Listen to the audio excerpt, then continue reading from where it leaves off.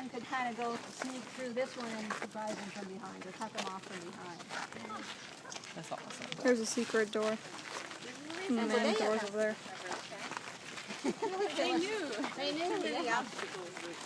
But that's another interesting thing, is because the plans to the castle would have been very closely guarded. Yeah. They didn't want other So they people. didn't know. They didn't.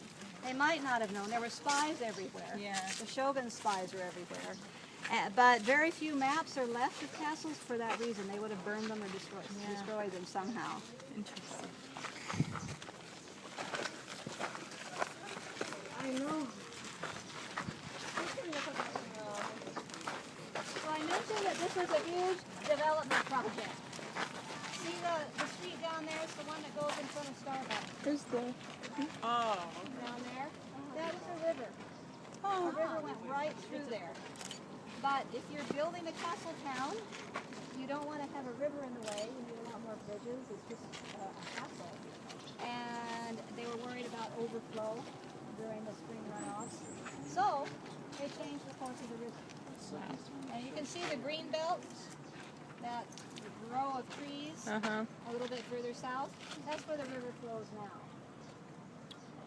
And the little hill jutting out there, over there, you can see a statue on the top of it. Right, the statue is Kobo Daishi. It's not a Buddha, but a Buddhist priest. Anyway, behind that hill is where they dug into the river, dug through stone to direct the river on a different course. So for that, we're talking 1600. That's a pretty amazing project. Yeah. And it worked. And it became a kind of moat for the castle too. It would have been a barrier, so it would have protected them. Here it would have been a hassle. It would have made trouble, but there it also became a kind of protection. I mentioned before that Kato wanted to build a castle, he wanted to change, and Tokugawa, the shogun, was rewarding people who supported him. And so he was asking people, what do you want? What can I do for you? And so Kato wrote in his little castle application form.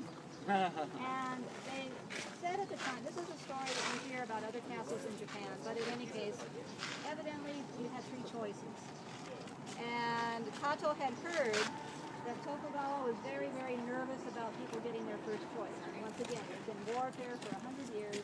He wasn't sure how solid his power base was. So he was often awarding the second choice. Kato had heard about this, so he made this his second choice, which is really the one that he wanted. And one of the other choices, the first or third choice were maybe one of those hills over there, and one of the hills behind the university. So, yeah, he was a pretty sharp guy. Eventually, the shogun got so worried about him that he moved him to another castle nearer where Tokyo is now, so he could watch him closely. He got a raise in pay. He got a larger castle, a larger stipend, but the shogun could keep a close watch on him. Now, didn't the shogun also have their families in the shogun area to say if you do things stupid? The hostage system, yes, yeah. Yeah. Sucks to be you.